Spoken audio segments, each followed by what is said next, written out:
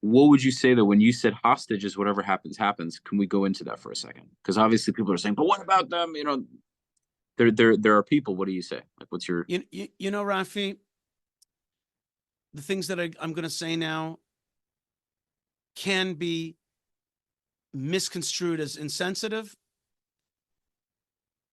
And that is because, for some reason, people have some aspects of Israeli society and Jewish society around the world has become insensitive to the future and are only sensitive to the present. They just don't see where things lead. Right. And that's why what I'm about to say may strike them as insensitive, but I am being sensitive to the next hostage taken. Right. And I'm going. So I'll just, but it's important to speak the truth, and that is, the minute the hostages were taken, I said, we have to fight this war as though they're dead, and just what we got to do is just smash and destroy and vanquish the bad guys, or else they'll do it again. Yeah. They'll just do it again, and we cannot have any deals with them. Like, do you remember that used to be a total mantra? You don't negotiate with terrorists. That was like a mantra.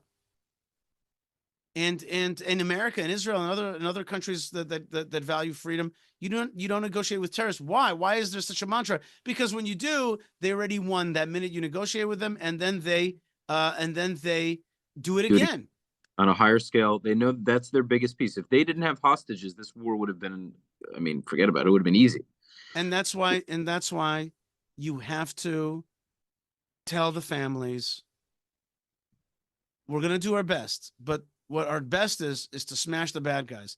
And if your children come out alive, that'll be a bonus. But that can't be what this war is about. This war is about destroying these people and this infrastructure so that it never happens again.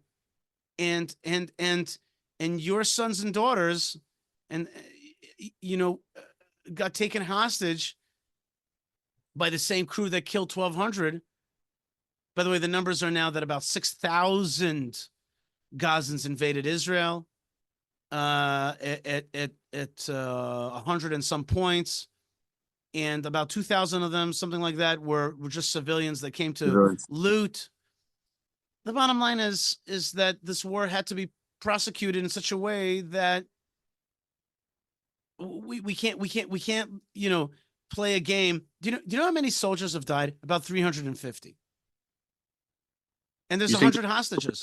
Just October 7th. There's been a lot more. There's been a lot more than that. Altogether, I think that's the number that I understood.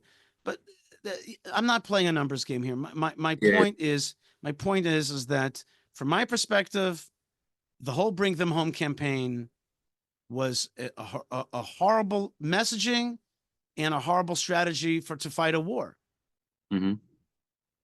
Our war is not to bring them home. It's to make sure that this doesn't happen again.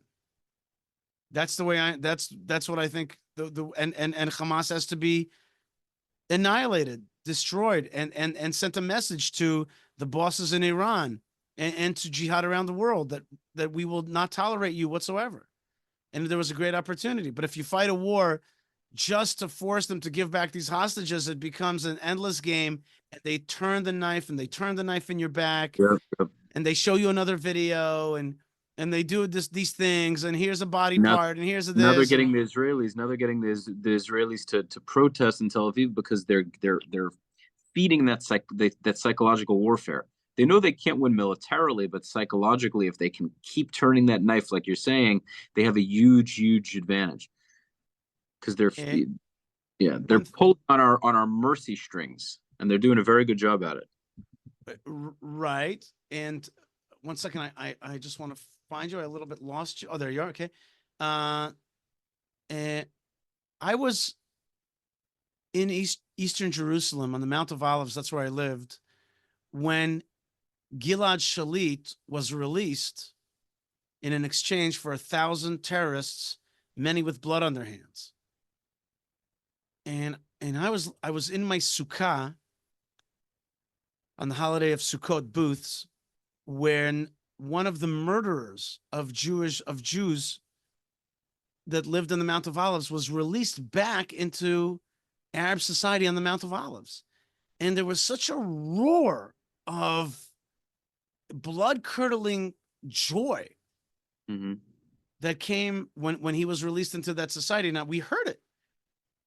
And we released 1,000 terrorists for one Gilad Shalit because there was a lot of pressure. What happened? Within months, the body count of the murdered Jews by those 1,000 released terrorists had gone to 7, 8.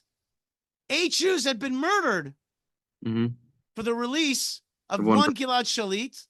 And then I lost count because it kept going. And then they stopped reporting on who exactly these terrorists were. And then the big people that were released became the heads of Hamas. War, yeah.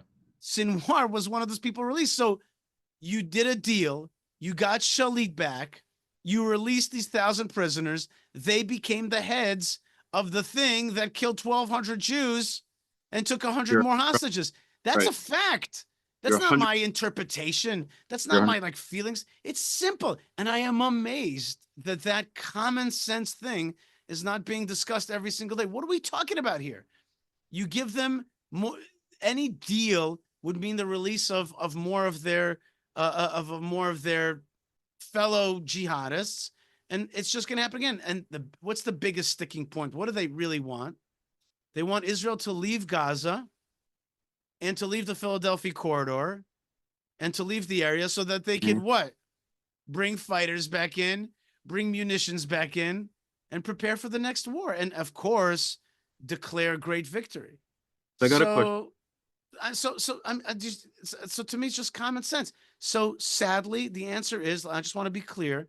The answer is the hostages have to be seen as dead. And we have to fight as though they're not alive. And if we can rescue some of them, then Baruch Hashem. But if we can't, they are casualties of our negligence in allowing the terrorists to build up infrastructure of genocidal war against us.